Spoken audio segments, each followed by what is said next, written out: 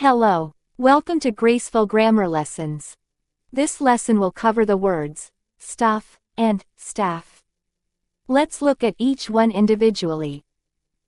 Stuff refers to a collection of things, materials, or items, often unspecified.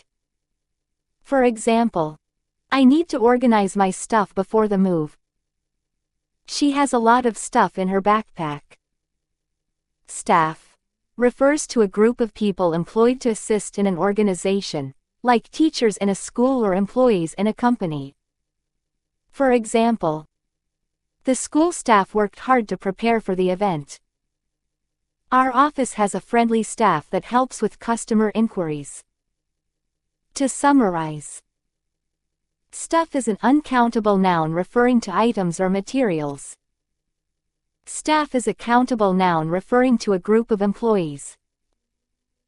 Don't forget to subscribe, share, comment, and hit that notification bell so you don't miss a lesson.